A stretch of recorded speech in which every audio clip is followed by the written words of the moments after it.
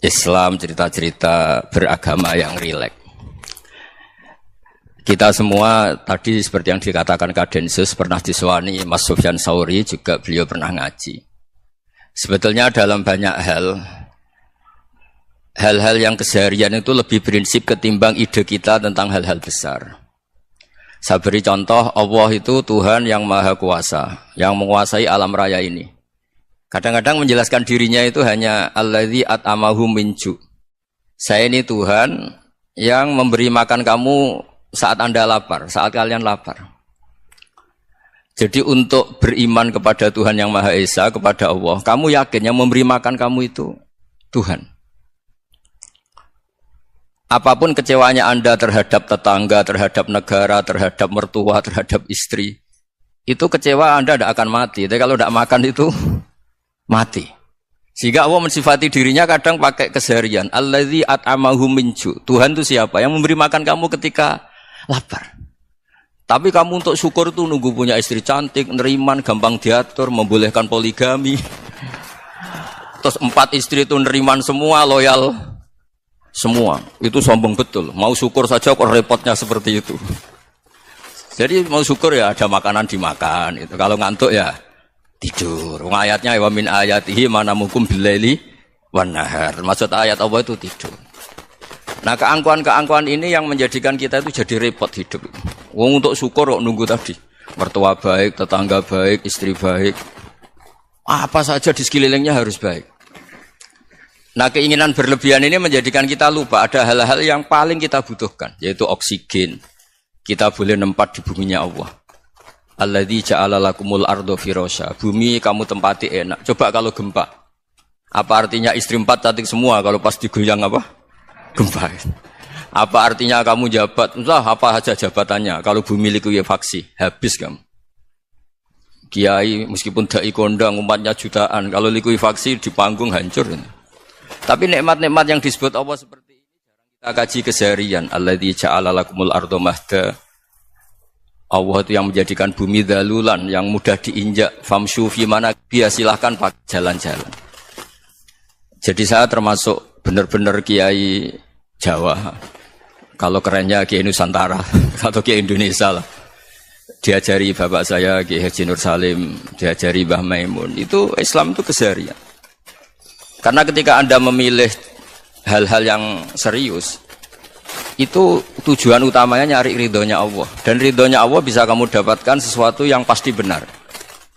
Misalnya dalam sebuah hadis Sahih Muslim disebutkan, Innallaha la yardo anil abdi idza akalal akla fayahmadahu 'alaiha aw yashraba syarba fayahmadahu 'alaiha. Itu redaksinya inna itu sesungguhnya. La yardo juga pakai lam taukid, juga maknanya sesungguhnya. Sungguh-sungguh Allah sangat ridho ketika seorang hamba itu makan ketika sesuap nasi dia muji Allah, ketika minum seteguk nasi dia muji Allah. Itu kalau orang diridhoni Allah itu wali betul. Itu untuk jadi wali itu gampang. Kamu makan ridho, kamu nginjak buminya Allah ridho, seneng, kamu hidup keseharian aman, seneng. Nah, ini supaya sampean kita semua ngaji betapa panduan Rasulullah untuk menggapai ridho Allah itu banyak yang keseharian sekali. Saking kesehariannya banyak dalam hadis dan itu sahih. Nabi menyebut hal-hal yang keseharian. Hatta ma tas'alu fi fimra'atika. Kamu punya uang kemudian istri kamu bisa makan, itu ibadah. Bahkan sebagian ibadah itu dicontohkan Nabi yang akhirnya diprotes sahabat. Yaitu wa fi buti ahadikum sedekah. Kamu menggauli istri kamu itu ya sedekah. Sampai sahabat bilang, yang benar ya Rasulullah. Ayati ahaduna syahwatahu wa huwa lahu ajrun. Masa urusan biologis, urusan syahwat kemudian dia dapat pahala. Nabi menjawab, alaysa lawadu'aha fi haramin akana alaihi wisrun. Bagaimana kalau dia meletakkan ke yang tidak benar, itu kan dosa.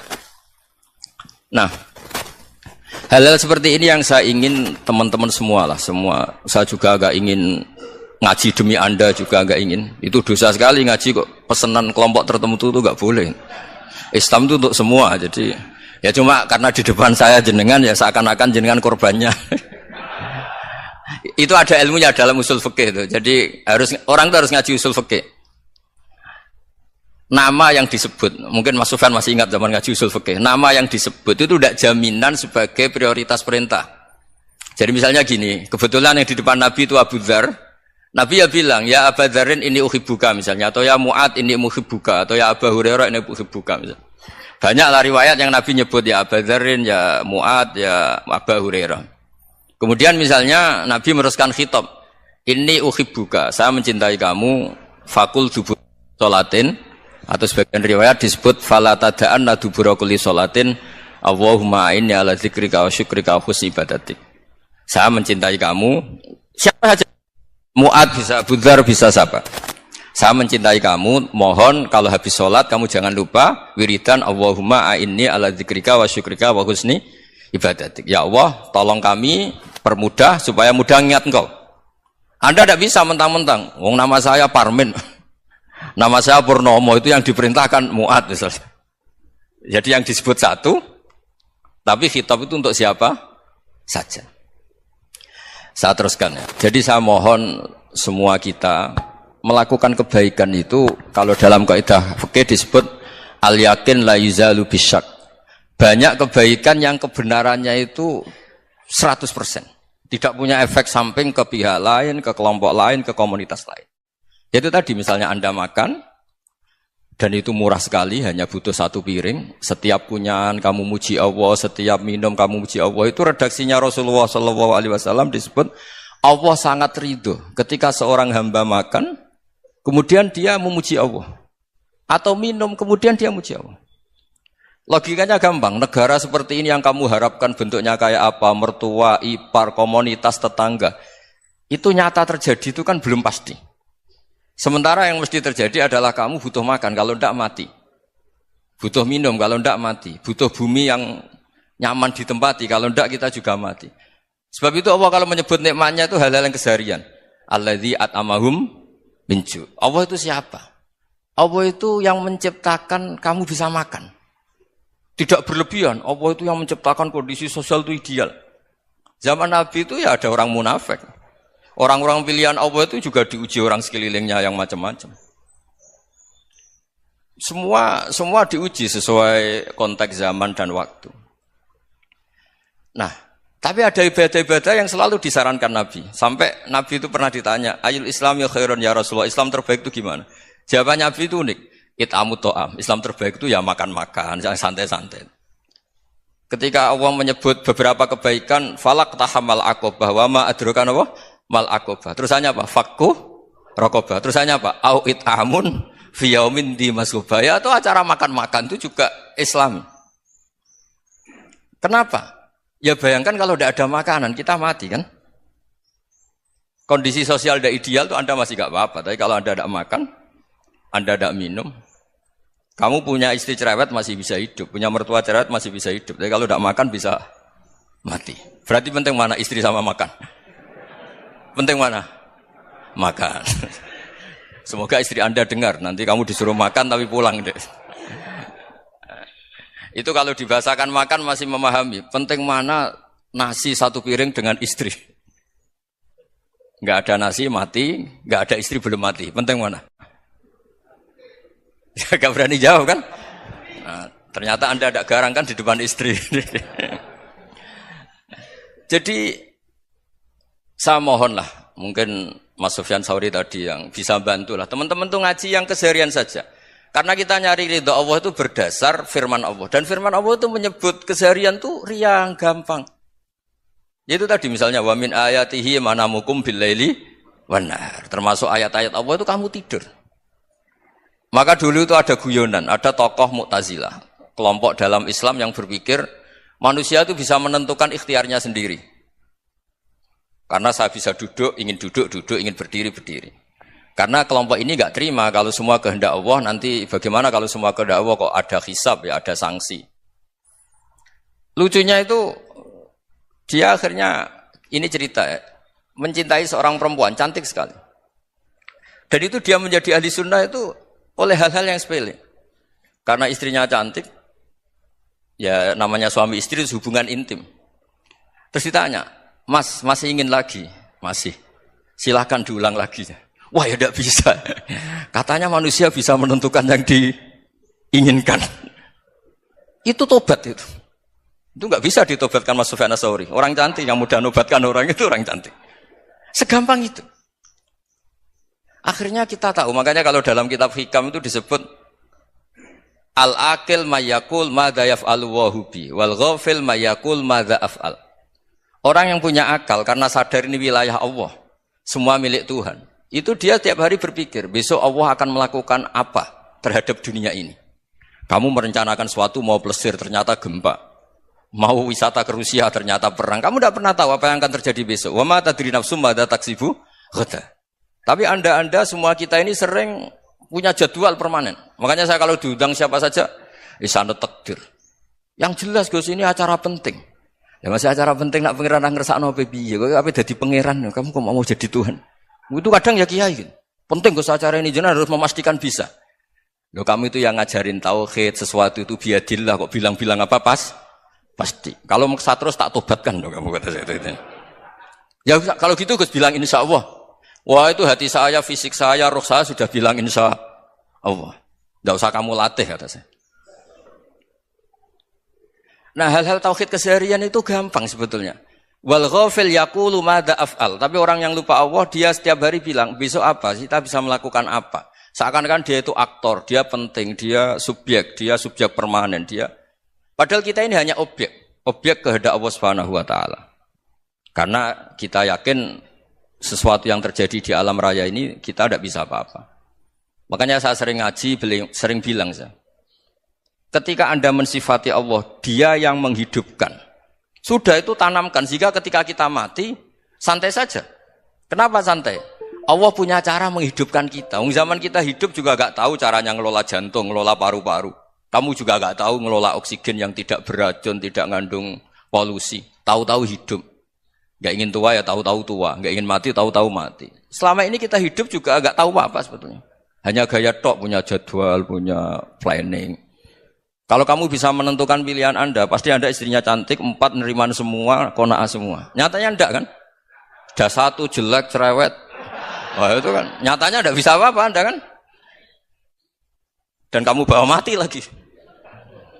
Itu kan istri Anda juga gitu, punya keinginan punya suami yang ganteng, yang jabat, yang neriman, yang enggak poligami. Ya enggak kesampaian juga. Kalau kita ngitung tingkat kegagalan kita itu gagal terus. Ya kan? Nah, terus ingat Allah, madza yaf'alu wa bi. Orang yang punya akal selalu berpikir Allah itu menghendaki apa terhadap saya. Loh sama-sama orang gitu. Ngelihat orang yang serius, itu kata Anda itu pemikir berat, serius. Senang punya tokoh yang merengut karena kamu anggap serius. Tapi sebagian orang anggap orang yang serius itu wong merengut, wong masam, wong muka kok ditekuk. Jadi sama itu hati ya muqallibal qulub tsabbit qalbi ala dini, karena kita enggak tahu cara berpikir kita tentang orang lain, tentang sekeliling kita. Misalnya kita orang baik yang jenis ngrumat fakir miskin. Ada orang bangun masjid mewah itu janggal. Apa artinya masjid mewah kalau banyak orang kelaparan? Tapi kalau yang jenis pendidikan apa artinya masjid mewah kalau tidak bisa ngaji? Nanti yang jenis infrastruktur apa artinya ini kalau semuanya punya sudut pandang yang berbeda-beda. Dan Islam mengapresiasi semua kebaikan. Tapi katakan semua kebaikan itu adalah kehendak Allah Subhanahu wa taala. Karena apapun baik Anda itu pakai fasilitas yang diberikan oleh Allah Subhanahu wa taala. Sehingga ini yang disebut qulillah tsumma darhum fi khawdihim yal'abun. Ya kembali tadi ke tema-tema bahwa keseharian Anda ini sudah Islami.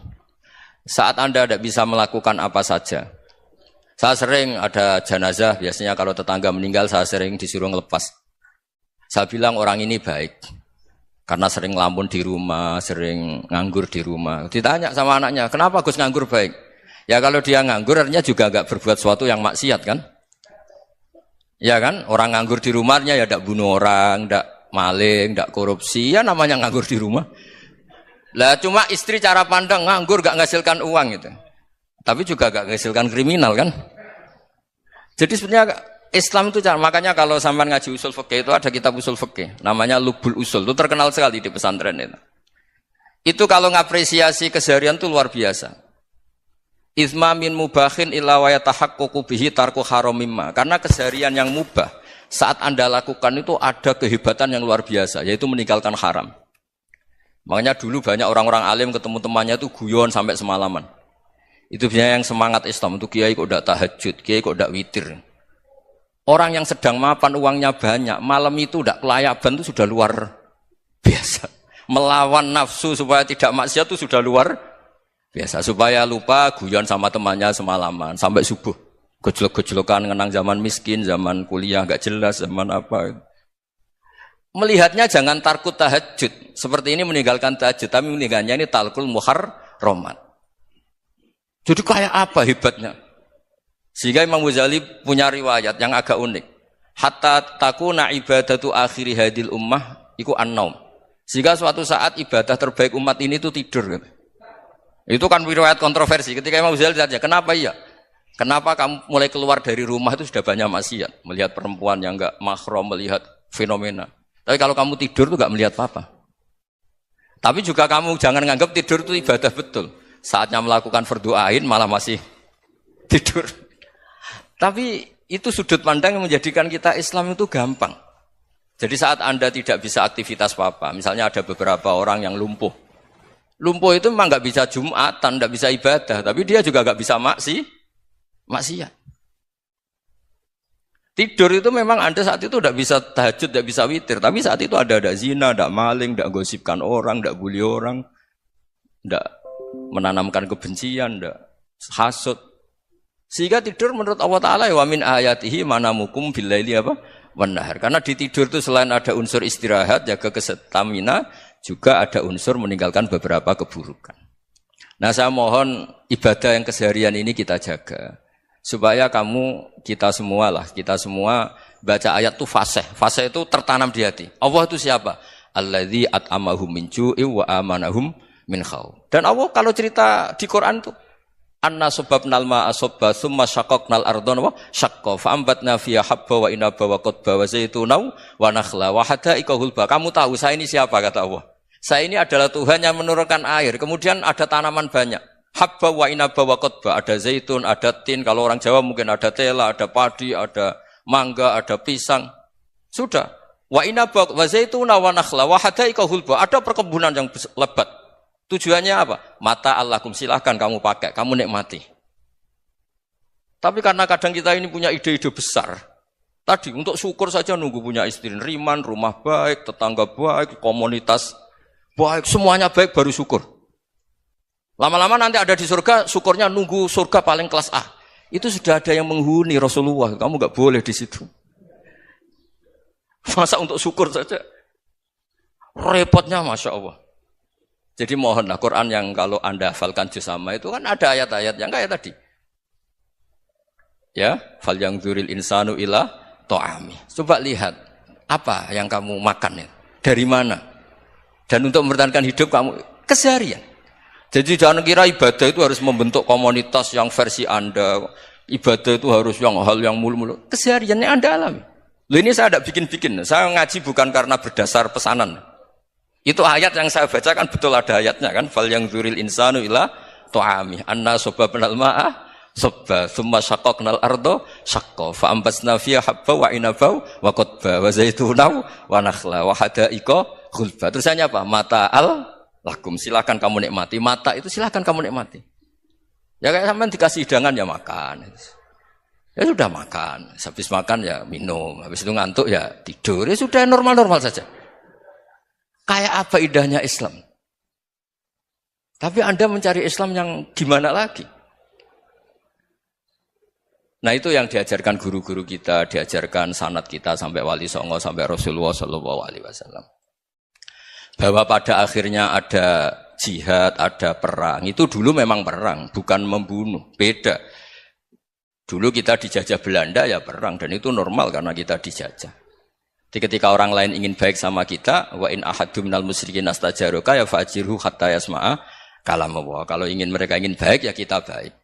Makanya ada istilah mustakman, mu'ahad. Kalau mereka ingin damai, berdampingan dengan kemajmukan ya itu yang lebih baik. Karena memang Islam menghormati proses perdamaian. Wa in janahu nawa lisalmi ya fajnah lah. Kalau ingin damai ya kita harus damai. Jadi andai kan dulu Belanda datang ke Indonesia kok minta besanan itu. Ya mungkin kita juga senang karena memperbaiki hidung kan kalau kita besanan gitu. Nah tapi wong jajah dulu itu kan masalah kan? Apa? Masalah kan? Jadi saya mohon jadi apa? Saya tadi minta sama Bapak Kadensus kemarin juga pernah main ke saya. Jangan sering ketemu saya ini sudah uzlah, saya ini sudah mau daftar jadi resi. Saya itu kemarin di muktamar juga agak datang, acara di Jogja juga sudah. Karena memang keluarga saya dulu itu bahasa ya, bapaknya bapak saya itu enggak keluar rumah itu puluhan tahun. Memang punya adat uzlah. Ya makanya ngaji saya ngaji aja yang gampang-gampang aja, yang enggak orderan, enggak pesenan ngaji aja dulu yang gampang. Saya ikhlas, yakin betul saya ikhlas. Ikhlas itu menurut saya itu roh. Orang enggak ikhlas menurut saya itu orang aneh. Ikhlas itu gampang, sudah saya bilang. Kalau kamu yakin ilmu itu milik Allah, ngasihkan juga ikhlas itu milik Allah. Apa sih yang kamu punyai sehingga kamu tidak ikhlas?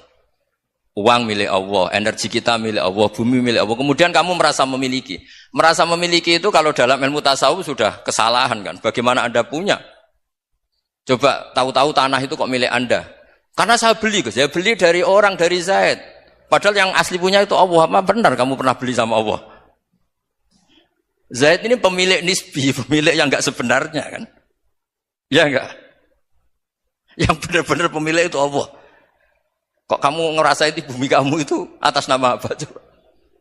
Milik kan harus beli atau dikasih. Enggak semua kan? Nah, makanya terus famshu fi manakibiha, dan Allah menyebutnya, sudah saya ini yang menciptakan bumi. Wallazi ja'ala lakumul arda dalulan. Dan Allah menyebutnya sederhana, famshu fi manakibiha, silakan jalan-jalan. Terusannya apa? Wa kulu mirizki, silahkan makan-makan. Jadi Islam itu ya makanya kiai-kiai itu ada acara makan, sampai ada guyonan fikuli makanin makan di setiap tempat ya makan. Nggih ngoten nggih, pokoke sing gampang-gampang mawon nggih. Nggih Mas Sufyan nggih sing gampang-gampang mawon nggih. Assalamualaikum warahmatullahi wabarakatuh. Nah, yang saya ingin tanyakan, bagaimana kita memupuk konsep persaudaraan tanpa memandang kepentingan duniawi? Bismillahirrahmanirrahim. Ya yang rileks saja ya. Saya pernah ketemu orang yang pakaiannya itu enggak, mungkin kalau orang syariat bilang enggak syar'i lah. Pakai pakaian yang tidak syar'i. Tapi dia muslimah, dia ke masjid. Saya ditanya sama seseorang, Gus kok sama orang gitu mau bertemu gitu. Karena terus saya bilang, kenapa? Dia pakaiannya ada Islami gitu. Oke, dia tidak pakaian Islami itu nyata, tapi dia ke masjid itu Islami, tetap sholat itu Islami. Ketika dia ingin sholat dan tetap sholatnya pakai takbir, pakai rukuk, pakai sujud itu Islami. Wong setelah di masjid ya pakai mukena, pakai. Kalau sama-sama nyata, Anda kan boleh ngingat sama-sama yang fakta gitu. Dia punya kesalahan dalam berpakaian, tapi punya kebenaran dalam sujud, dalam rukuk, dalam ibadah. Dan itu tradisi Quran. Quran ya cerita fa may ya'mal mithqala dzarratin khairan yarah wa may ya'mal mithqala dzarratin syarran yarah. Apa susahnya sih ingat dua-dua sisi itu? Sama bernegara atau bertetangga, kita bayangkan jangan bernegara dulu, terlalu luas, bertetangga saja ukuran. Karena nanti sama, bernegara sama bertetangga itu hadisnya sama. Kita di kampung itu ya ada masjid, dan orang-orang yang enggak sholat juga nyumbang masjid.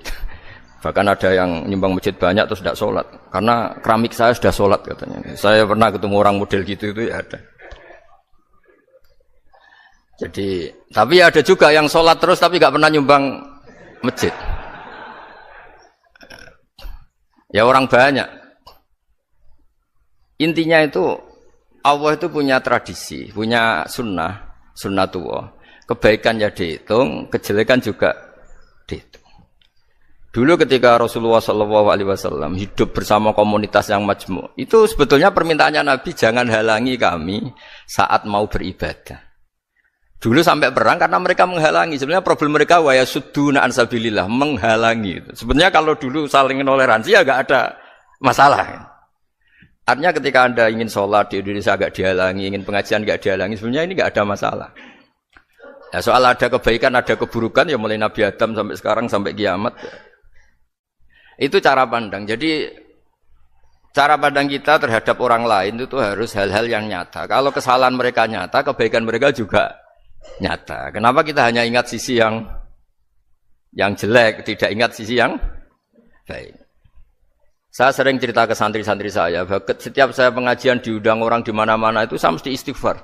Karena nggak ada pilihan. Saat saya datang ke pengajian di Sulawesi misalnya, saya tinggal ngaji di sini. Saat saya ngaji di sini, ninggal undangan yang di sana. Hidup itu tidak banyak pilihan, meninggalkan kebaikan, melakukan kebaikan. Artinya gini, dalam kebaikan saja ada kebaikan yang ditinggalkan.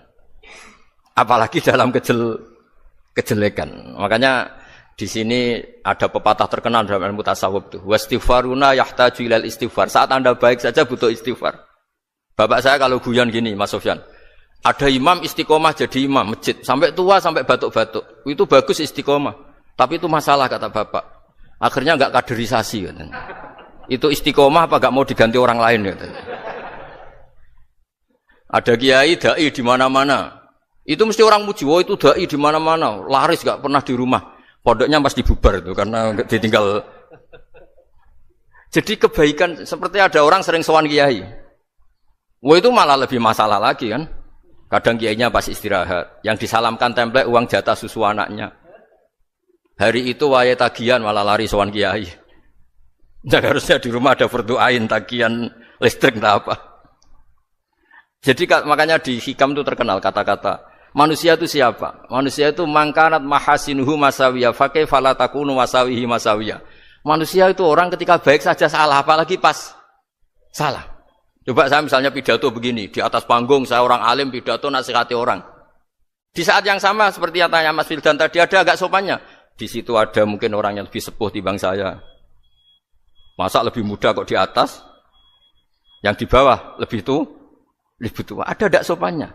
Mau enggak pidato disuruh, mau di atas disuruh, enggak sopan sama yang. Tapi misalnya yang paling sepuh pidato enggak pernah ngaji kok pidato terus gimana? Artinya ketika kita baik saja ada salahnya, apalagi pas salah. Sebab itu ajaran Rasulullah itu suruh berdoa Rabbana dzalamna anfusana. Sebelum minta itu merasa ya Allah kita ini mendolimi diri kita sendiri. Karena dalam pilihan-pilihan itu pasti ada salahnya. Coba misalnya Anda bangun masjid habis 2 miliar. Yang harusnya 1 miliar sudah jadi. Terus nanti suatu saat ketemu Allah ditanya. Itu ada orang miskin, fakir miskin, yatim. Andai kan kamu sumbang 1 miliar itu sejahtera semua. Gara-gara kamu bangun masjid terlalu mewah. Ya tapi kadang-kadang orang kebaikannya itu orientasinya bangun masjid. Gak tertarik nyumbang fakir. Saat itu cara berpikir gitu mau apa? Tapi kalau dia mau luhur manusia terbaik karena bangun masjid 2 miliar. Coba diaudit secara kepentingan syar'i. Penting mana dengan ngasih makan fakir miskin? Penting mana dengan menikahkan janda misalnya? Penting mana dengan pendidikan? Apa artinya masjid mewah orang enggak tahu halal haram, enggak tahu najis, enggak tahu cara sesuci, enggak tahu cara adzan yang benar. Terus penting mana untuk beli kitab sama dipakai masjid? Apa artinya beli kitab apa tapi enggak makan? Penting mana makan sama beli kitab? Ada auditnya. Makanya manusia itu ketika baik pun disuruh istighfar, apalagi ketika salah. Nah, dengan perasaan seperti itu, kebencian pada orang lain luluh karena potensi baik pada orang lain ternyata tinggi. Dan potensi salah ke kita juga tinggi. Nah, dilatih gitu. Jadi di Ihya itu ada kitab tawaduk. Kitab tawaduk itu dilatih, ketemu orang tua. Huwa aksaru ibadatan. Dia mesti ibadahnya lebih banyak karena lebih tua timbang saya. Pasti sholatnya lebih lama timbang saya. Ketika Anda sudah tua melihat anak-anak, huwa aqallu minni maksiatan. Mesti maksiatnya tidak banyak karena masih kecil. Terus ketika melihat orang fasik maksiat, la'alla wa yatubu alaih fa inna wa tawwabur rahim. Mungkin Allah memberi tobat, bisa saja. Umar itu ingin bunuh Nabi, tapi Allah memberi tobat. Yang sowan kiai saja tidak mesti dapat tobat. Umar ingin bunuh Nabi, tapi Allah memberi tobat. Akhirnya ya tobat jadi Islam yang baik. Dalam sejarah Wali Songo, Kalijogo sowan Sunan Bonang itu ingin garong. Tapi malah jadi muridnya jadi wali. Kalau Allah sudah menghendaki tidak ada ya. Perang Uhud orang Islam kalah itu karena panglimanya siapa? Khalid bin Walid. Tapi dia malah yang dapat hidayah. Nah, sama orang yang sekarang Anda benci bisa saja Allah merencanakan ada apa?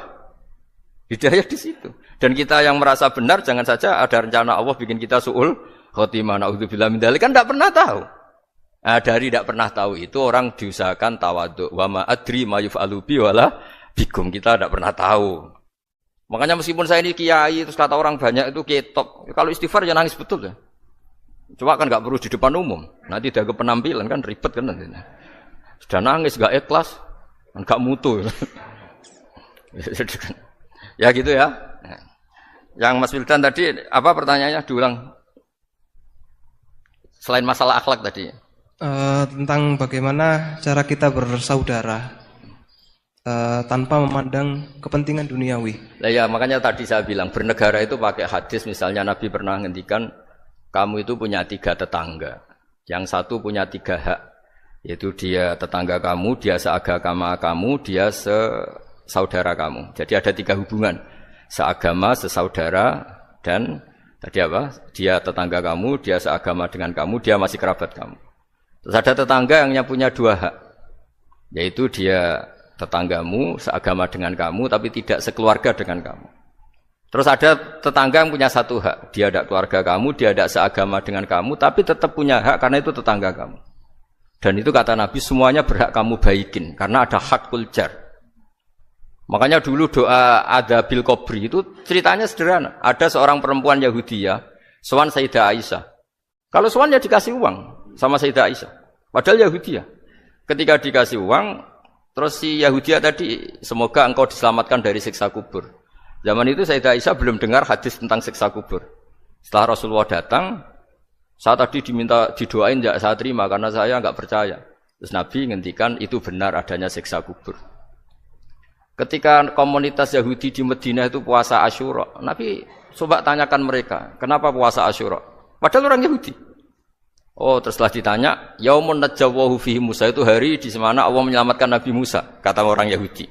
Terus kata Rasulullah, nahnu ahaqqu bi Musa, saya juga berhak menghormati Musa. Kemudian Nabi puasa. Suatu saat lagi ada orang Yahudi datang, ya Rasulullah, ya Muhammad, manggilnya ya Abul Qasim karena orang Yahudi. Ya Abul Qasim, nanti nasib langit bumi ini di mana? Manusia yang sudah mati-mati di mana ketika bumi dihancurkan? Mayat-mayat yang sudah di kuburan di mana? Terus orang Yahudi tadi bilang, inna woha wadu'a samawati ala dhih wal arodina ala dhih. Soalnya Allah itu bisa saja mengelola langit bumi yang sudah hancur gini-gini. Nabi itu tertawa-tawa. Dalam sebuah riwayat disebut hatta badat nawajidu. Tertawanya Nabi itu lepas sampai giginya kelihatan. Kata rawinya tasdiqan liqaulil khabri, karena Nabi membenarkan orang Yahudi tadi. Jadi intinya dalam banyak hal itu ya dicari kesamaan. Makanya kalau interaksi dengan kelompok lain kata Nabi la tusaddiquhum wa la tukadzibuhum. Kamu jangan mengiyakan juga jangan menolak. Kamu tolak jangan-jangan pas yang sama dengan ajaran kita. Kamu benarkan jangan-jangan yang tidak sama. Ya sudah, kalau enggak sependapat ya jangan ngambil sikap. Nah itu juga yang dipraktekkan Rasulullah SAW. Nabi yaqumu lailatan yuraddidu hadil ayat. Nabi pernah sholat 1 rakaat hanya ngulang 1 ayat. Itu aja enggak selesai. Yaitu ngulang-ngulang ayat fa'aqulu kama qala al-abdus sholih in tu'adzibhum fa innahum ibaduk wa in taghfir lahum fa innaka antal azizul hakim. Pun Gusti kula nyerah. Semua ini hamba jenengan, monggo jenengan napakno sing duwe jenengan. Intinya itu ini wilayah jenengan ndak wilayah saya. Nah kadang-kadang kita sebagai manusia itu jumawa seakan-akan itu wilayah kita. Kita nyiksa terserah kita, mengampuni ya terserah kita. Padahal tidak milik kita. Dunia ini milik Allah Subhanahu wa taala. Makanya yang terakhir saya ijazahkan ijazah bapak. Bapak saya itu orang hafal Quran, alim tapi lucu, senengannya guyon. Kalau ngajarkan saya tauhid, tasawuf itu gampang. Hak kamu punya tetangga, punya Innova.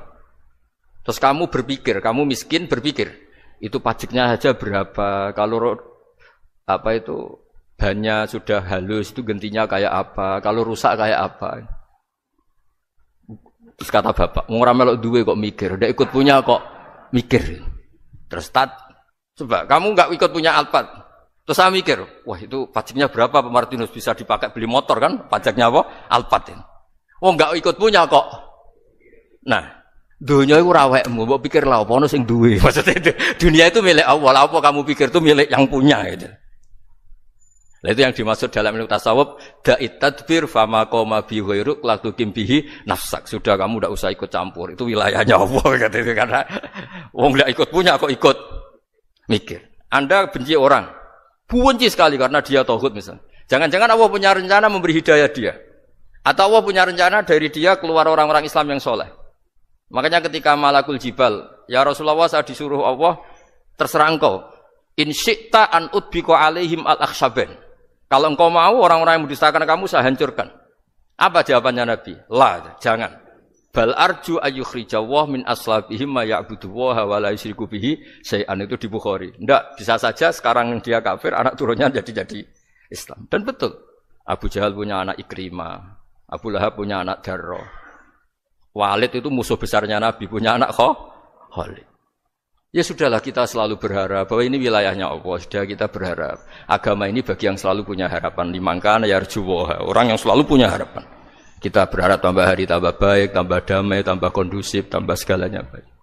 Dan saya seperti ini juga ingin ikhlas dan akan selalu ikhlas. Ya saya sering bilang kalau pejabat mau sini itu sering tak ngel-ngel. Saya ini sudah ingin Indonesia itu baik itu tanpa diminta. Kalau diminta itu malah seakan-akan saya belum melakukan. Ini kan. Sudah saya lakukan kok baru diminta. Karena ini wilayah kita semua. Artinya ingin baik itu keinginan kita semua. Status kita. Kata Sayyid Zabidi dalam kitab Ithaf, keinginan baik itu syakhsiyatuk wa hakikatuk. Itu kamu sekali. Manusia itu kan kata Allah Ta'ala, saya pertama menciptakan manusia itu khunafa, orang yang berkeinginan baik. Baru digoda setan terus macam-macam. Jadi keinginan baik itu hakikatuk wa syakhsiyatuk. Itu kamu sekali. Ingin baik itu kamu sekali. Itu status kamu katanya. Makanya orang preman kayak apa, mabuk kayak apa, ada orang kecelakaan, pikiran pertama itu nolong, itu yang normal. Soal ada kasus, pikiran pertama ngambil HP-nya itu 0,0 sekian persen. Jadi pikiran pertama mesti nolong itu, karena itu syakhsiyatuk wa hakikatuk.